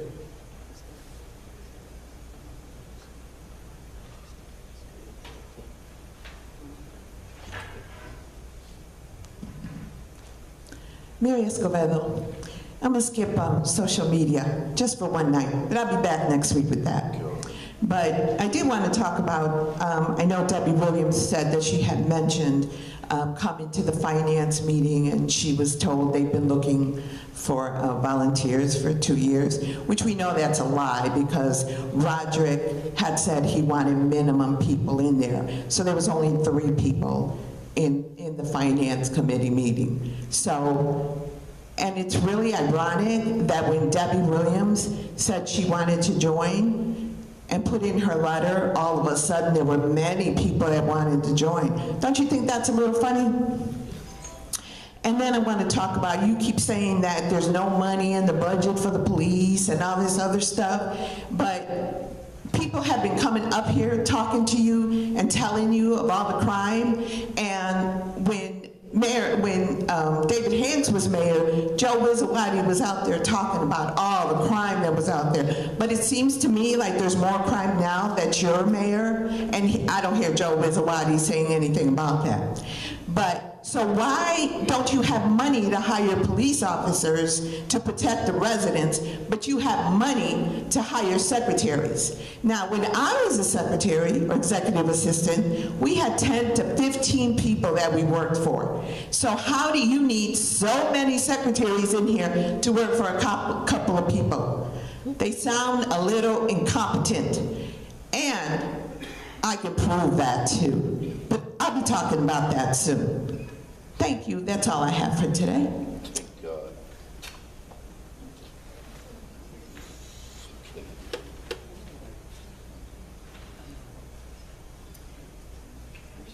Rachel Eastman. So I wanted to talk about possibly having a Mommy and Me program at the recreation center, maybe every other Saturday, or at least one Saturday a month or something, where parents aren't at work, and it's like after 5 o'clock if they work on the weekday, or it's a Saturday, so I'm flexible. But I would really enjoy doing a Mommy and Me, and I know Blossoms is around, but Blossoms is only during the morning time, and a lot of moms have to work. They're single moms, they have to do stuff. So I would like to possibly do it after maybe 6 p.m., maybe 6:30 to 7:30, or 6:30 to 8, one day a week, or a Saturday in the afternoon, so that parents can come, moms and dads. So I would like to possibly talk about doing that. So that would be really cool. And I would just need the say-so from whomever, and then whatever criteria you need for me, the background check, the mandated report, because I am a mandated reporter. I do have my food handler, so all that information I can get to you guys. So just let me know. I do plan on serving light refreshments. But that is all whomever I talk to, so just let me know. And if you guys are okay with it, I would really love to do a mommy and me, daddy and me thing. So thank you.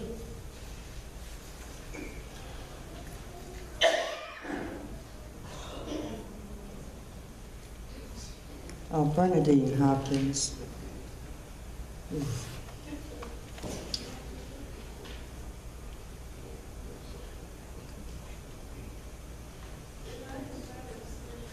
Okay. Well, what I'd like to know is this. On here, where you're saying you have an ordinance of beating taxes or general obligation taxes, whatever that is. What is the alternate revenue source for? I see for each one of these, you're saying it's being abated, and it also includes the alternate revenue source comment. I want to know what that alternate revenue source will be used for. The other thing, I'm not clear on that ordinance amending Chapter 2. I don't know what you're amending, so could you give me clarity on that? That's all I have for that. But what I wanted to say was this, whether I was missing in action or not, yeah, I'm talking to you. Whether I was missing in action or not, here's the thing. If you're prepared to vote on this next week or whatever, then it's still something that's on the table. I didn't see any clarity when you were presenting it. You all were acting like it was some secret. Now, if I had just moved here 2 weeks ago, I'm not entitled to an understanding of what's going on. So why don't not one trustee bother to try to explain it, and you wasted my time with nonsense. Excuse me. Excuse me. Well, anyway, so the point is that code red, whatever, that's all I wanted to do was understand that. That would have took you maybe 2 minutes to just clarify it, but not one of you all bothered to explain it to me, as though I guess my concerns didn't matter, or maybe you don't know. But anyway, that bobblehead thing that they were saying before, whew, I think I understand.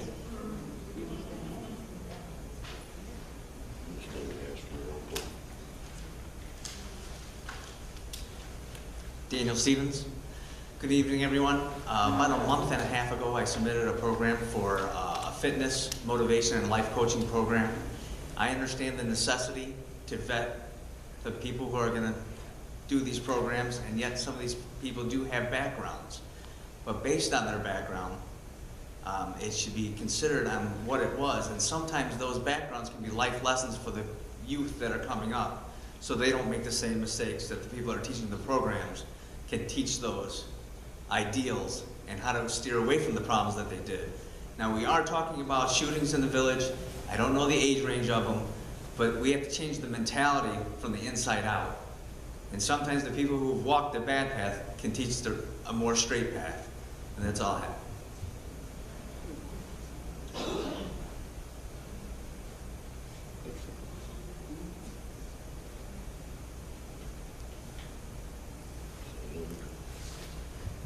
Okay. Dealing with the police officers and the police hiring, as I stated before, is not a one night or 1 month thing that we have to do. We're trying to do it as quick as possible, but it still takes time. And yes, there are going to be officers that are going to be hired, and it takes a little time. It's not overnight, but the police chief is working as diligently as he can, but he has to go through certain due diligence that to make sure that, you know, that whoever it is that they hired or whatever has done their job. Some of them may have to go to the academy, but right now those things are in place. So as soon as that happens, we will have more police officers on the street.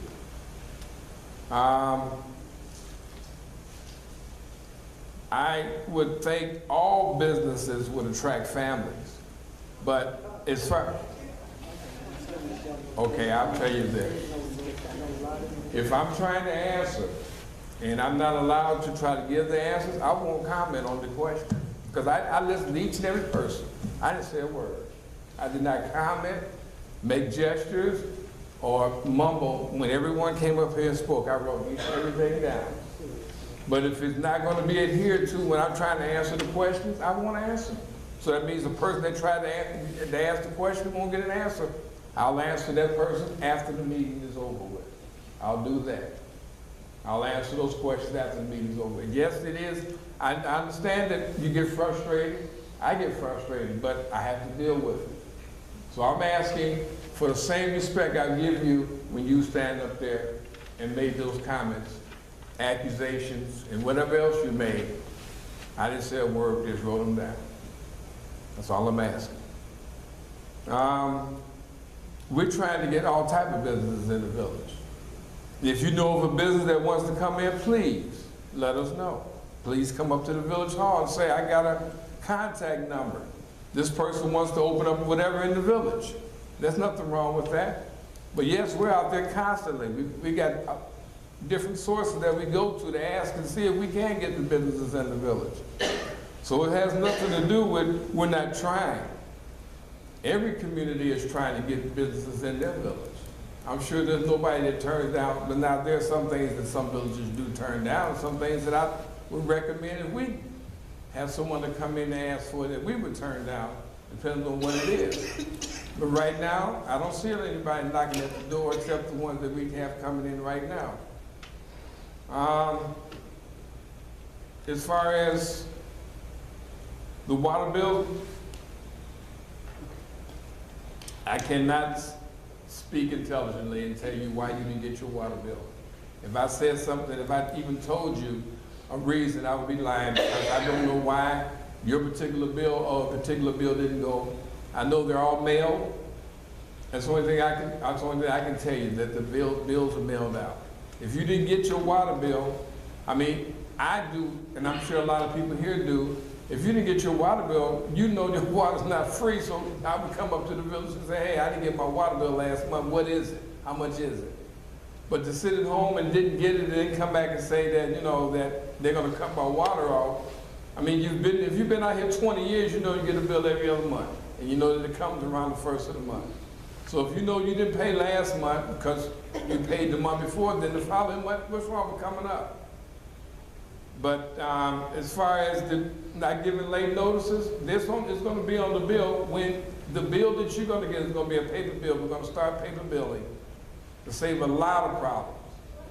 And that will, on that bill, will tell you what date your water will be cut off, instead of sending an extra notice, an extra notice, an extra notice.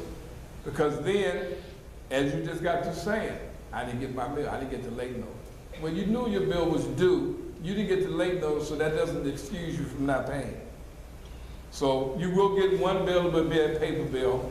And on that paper bill will be self-explanatory to tell you when and what date your water will be cut off, and at what date your water will be late. And this is basically what you have there now, but you just won't get 2 bills, 3 bills, or whatever. And also you're going to be given a shut-off notice. I don't know why you stopped at the part that says you're going to get we won't get a late notice, but it does tell you when your bill also.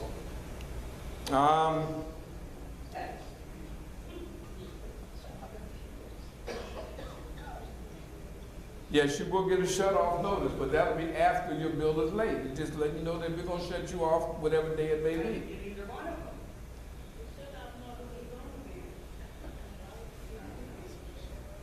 Okay. One more time, I'm just trying to explain it to you. You will get on your bill will show when your water's going to be shut off. And then you will receive a shut-off notification that your water will be shut off at this date. Yes, sir. Now, this is our... I'm going to address, those that know me, I'm an interim finance director, and those that got the water bills that said, come July 50th, that you will not have a shut-off notice. One of the problems that we're having is that people read a postcard, and you have an excuse for people that actually legitimately do not get them, because they lost and lose it in the mail, because it is so big. And if you get the regular Comcast bill, the cable, whatever, it's big envelopes. So what we're doing, for two reasons. One, we're going to envelopes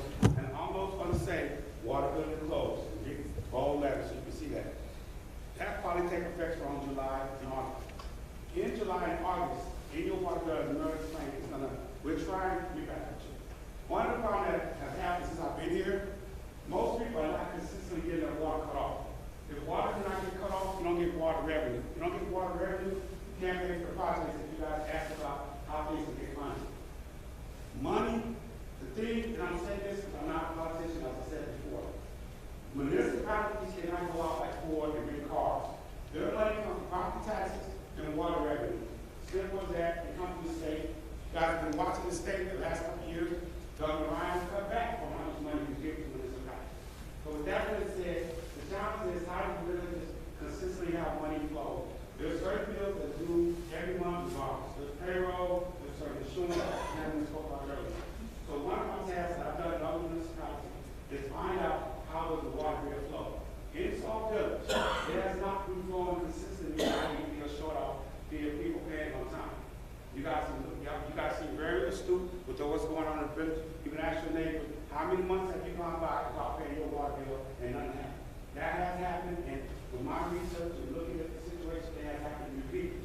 So what I proposed to the mayor was, go like I did in Markham, in Linwood, put them there together like a regular utility bill. It's going to be multicolored, so you can have clear names on it. It's going to say your bill, and I asked the public director, pick a day, because I don't know what day you want as far as due date. Right now, the due date probably like the 15th, which is what it is now. If you do the 15th, you have until like the 21st of the next month to pay that water bill before you get shut off. If you do the 15th, you're going to get your bill around no later than the 5th of the month, so you have from the 5th of the month, let's say, to the 15th of due date. Then you have from the 15th to the very next month, the 21st, to pay your water bill. That's well over 30 days. When we make this first switch in July and August, those subsequent months, we're going to send an additional letter with this cost that's going to be past due. So you get a past due in July, you get past due in August. By then, from now to August, the notice will be going out. There's no more past due water bills will be coming out. So come September, we'll just do one bill that have everything in it. The advantage of that is, the young lady that does that now, she's spending 2 days a month to send out and mail off water bills. She literally has to take a water bill, rip it in half, and on the 4x4 sheet, rip it, stuff them in a box, take them over to the post office. It is true that Chicago Heights Post Office do lose mail, so they put it in a box, so that happened. But to analyze things, 2 days the whole time, ripping bills up is not effective use of time. It's not effective use. She's not able to answer phone calls. She's not able to address anybody's concerns when they come to the window because she's in the back trying to get these 2,000, 3,000 bills out in a timely manner. So that's why we switch. The other reason we switch it, benefit is cost saving. When you go to the envelope, it's probably going to cost like $300, $350 to do the envelope. It's a simple process, and then all you pay for postage, which you pay for postage regardless whether you do a letter or you do a postcard. But the advantage that you have, you can put additional information in those envelopes. So like when they have the young lady talking about the money and meeting, you can put that in an envelope and it does not cost the village any more money. So it's another form of advertising. You guys mentioned about, and I don't know because I'm not from Sauk Village, but the Sauk Times, I think, whatever. The mayor can put, and the trustees can put letters in the water bill to give you guys updated information. That does not cost more. If you do it now, that's going to cost you anywhere from 49 to 50 some cents per million to every household. So there's a lot of advantages doing it. But the point of the message is eventually we're going to wean away from the postcard to make it more feasible so that you guys get something timely, recognizable, and hopefully you won't have to work or shut off. But that's how we go. I've always been an opponent that I'm not trying to get people shut off. I'm trying to get you paid sooner because now we have more options to do things with money. Everything at the end of the day costs money. So that's all I want to say, just trying to clarify. Thank you. The person up front, if there's, I'm sorry, there was a person said that someone, Cindy's not here anymore, so the lady up front that's in charge of water is Cynthia. So I don't know if that was the case, but if you have a problem with whatever, you know, you said that someone said that the person up front was short with them and whatever. I said this last week, ask for an envelope put my name on it, seal it, and have them put it in my box. If you have a problem with someone that's up there, and I said that before. I'm not saying everybody's perfect, but let me know. I need to know. I need to know who it is and what it is, what kind of problem that you had. I will address that.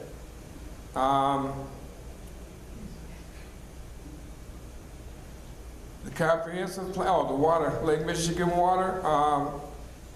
Trustee Brewer was on that committee to compile different information to move forward with that. So that's ongoing. The comprehensive plan was a year in the making, and yes, do we have money to do all those things? No, we don't. We have a person here Monday and Tuesday that's here, and that came with the plan, that came with the grant, that's trying to get grants for us to get some of these short-term items that were on there funded.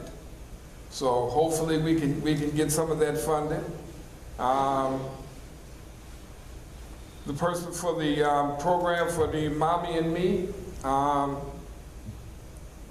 so is she here? Well, she's not here. Okay, I'll get in touch with her.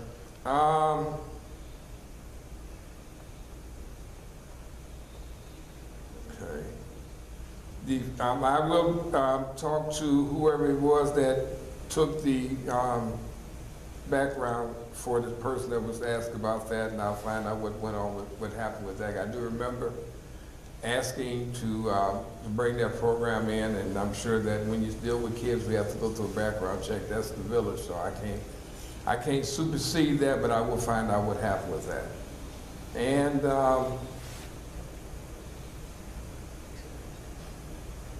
that's about it. Oh, the Code Red? No, yeah. The Code Red is a program that's going to be, information is going to be able to be disseminated through different departments to a central location, and that's something that's been talked about for quite a while. It's a subscription program that doesn't cost the village any, it doesn't cost the residents anything. We pay, you subscribe to it, but you have to subscribe. You have to put your information in and subscribe to that. That's what I mean by subscribe. It doesn't cost you anything because the village is paying. So, if you're not going to be long. I promise you I won't be long. It's a notification system. It's called Code Red, and it is web-based, and we would be asking for everyone's phone number and or email address. If there is an emergency occurring in the village, we can then go to that site, enter that information, and notify residents that there's an emergency. So it's an emergency notification system. But you have to subscribe to it. You have to, as a resident, have to subscribe. We can't do that for you. You have to actually go online. You'll be given all that information, and you have to actually sign up for it. One question. The information, the emails and phone numbers that are given, does that information go anywhere else but the village? It does not even come to the village. No. It goes to the company. Right, does it go on lists or anything else? No. Robocalls? We will not have access to that. That would be, they have the database. We enter whatever the emergency, water main break, whatever it is, into their system, and they shoot it out. The first question, the fire hydrant non-working list. I thought that person got that. I will find out what happened, which fire hydrants are not working and where they're located. I don't know about location. Well, I guess they would have to be location. So I'll find out. I'll ask Public Works for that list, and that's it. Mr. Mayor. I'm not. Yes, ma'am. Mr. Mayor, may I please ask a question? Would you please explain to us what your comment would have been for the Mommy and Me situation for the audience? Oh, the Mommy and Me program? First of all, I would have to see what it entails, what goes on, what is it going to be. I just don't want something thrown at. Who's going to supervise it? How is it going to be ran? And is there any liability that the village would be liable for? So I have to see exactly what goes on with that particular program. Because when you involve kids, you have to make sure. You know, it's like when you play basketball in the gym, we have waivers that they sign. They used to, and because of that, not saying that it's going to stop everything, but at least we have something in writing to say that you play at your own risk. So yes, I have to make sure that everything is. This is a municipality. I don't want someone, you know, getting hurt and we're not covered. That being said, No, alternate revenue source. You didn't answer my question. I ain't forget. Alternate revenue source. You was going to explain that. Bernadine. Miss Hopkins. I've asked many times to not do what you just did. But you missed my I understand that, ma'am, but that's not fair for everybody else because no one else can do the same thing. You missed Then no one else goes back and forth. You missed my question. Okay, alternative revenue source. I thought I said that. No, sir. Okay, I thought it was presented when we did the presentation.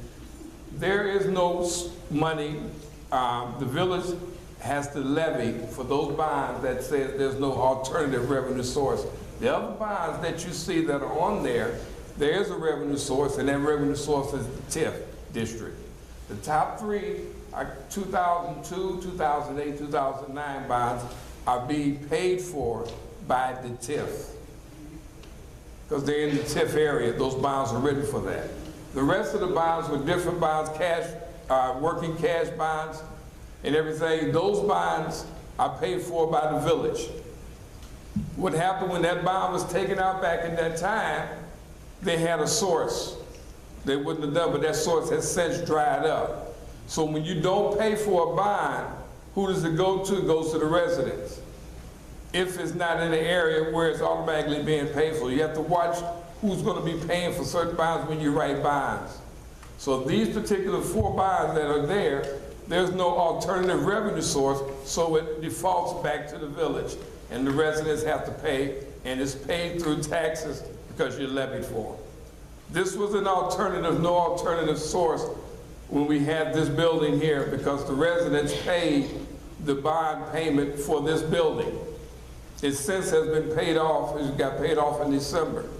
But it was everyone that has a tax bill was paying for this building's bond to pay it off. So that's why you have to make sure when you write bonds or whatever that there is a source for it. They started out being that they had a place, they were, I think it was 2 years after the building was built, there was money for impact fee was coming in because things were being built in other areas. But since then, it was only 2 years, and after that, quite naturally, the bondholder wants their money, so you have to levy, they levy the town. It's automatically done. That's an agreement that you make. Okay, Thank you. we'll go with the comments and questions from the trustees. Trustee Tate, Trustee Grant. All right, thank you, Mr. Mayor. A couple of things. Tomorrow, Budget and Finance Committee meeting at 7 o'clock here in the Rotunda. My second comment is I want to say thank you to the interim finance director. So today in our mailboxes, we did receive a preliminary accounts payable. Basically, we got the accounts payable for next Tuesday's meeting that we'll vote on. He wanted to get it to us early so that way we can kind of look it over, ask questions between now and Friday or Monday if we need to. So I think that's great that we get that a week earlier now. And that's all that I have. Trustee Zupan. Next public safety meeting will be Wednesday, April 3rd at 6 p.m. here in the Rotunda. Trustee Brewer. To have clarity on the issues of public service, last week I asked Kevin Weller for some information and updates on fire hydrants. The last update I got was like March of 2018. Kevin is busy, and I haven't gotten any reports for him since then. I asked in meetings at the board, at committee meetings, and I still haven't got any information. And we're just waiting for him to supply me with the number of street lights that's out, the number of fire hydrants that's out. In fact, I know the fire hydrants are out, 83 of them back in March, but I have no idea what's going on with it now. Because we don't get updates, at least I don't. And, I'm sorry, what? And we talking about water main breaks, street lights, all that sort of stuff is something we should be getting monthly, but of course, I don't get them. Another thing is that I've been sick lately, and I've asked Mr. Finch for some documents we haven't been able to connect yet.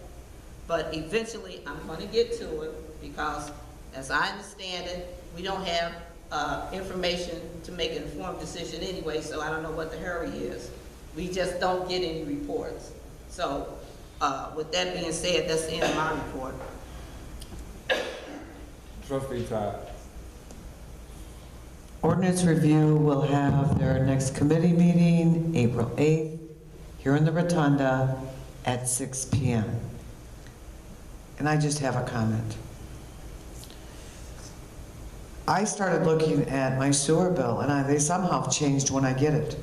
So I don't know what's happened with the system, but when a resident comes up and says she did not, if you have a long-term resident, I don't know about you, but there was one time I missed my garbage bill because I wasn't, who knows what's going on. I think the thing that really triggered it with me is when she came up here and the girl could not tell her whether she had a late payment charge. I'm sure it's right on the screen. Comes back again today and she's treated rudely. I have an issue with that. No matter if she got it, whatever happened, you don't know what happens in a resident's life, what's going on. And when you make the statement that you know you get your bill every 2 months, things happen and something gets missed. She all of a sudden realized she didn't have it. Now we know we have issues with this water billing where they've had to extend the date. People didn't get them in March because they should be mailed out by the 1st, 2nd, whatever the date is.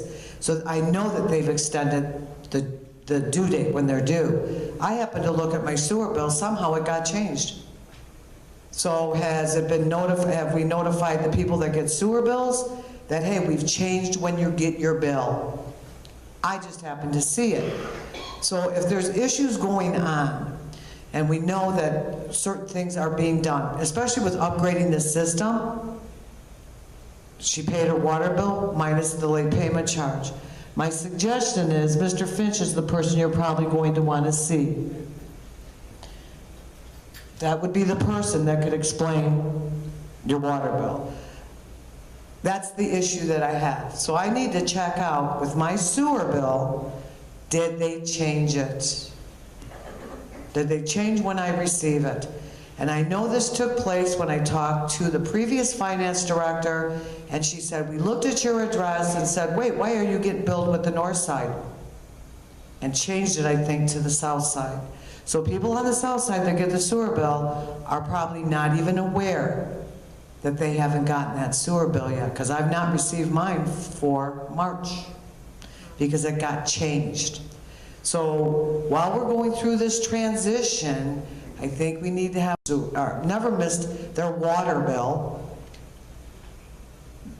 and we're having issues with them. I think you need to take a quick look at it. As far as the front desk, I feel your pain, because I've had a lot of complaints. That's my comment. Before we go any further, I've asked, I'll ask again. If you have a problem with a person in the front desk, please ask for an envelope, piece of paper, write down what it is, who it is, have them sealed.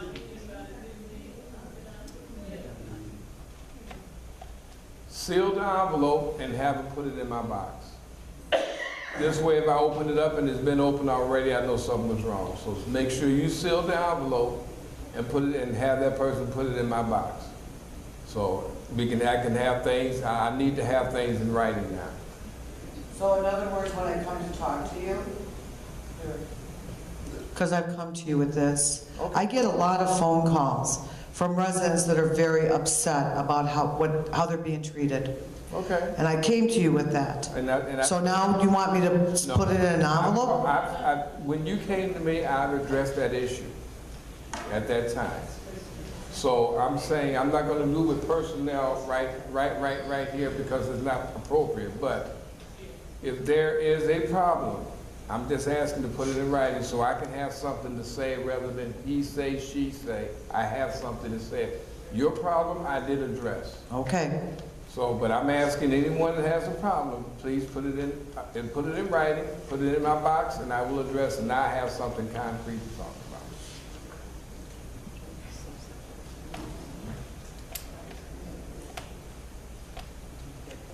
about. I have nothing, Mr. Mayor.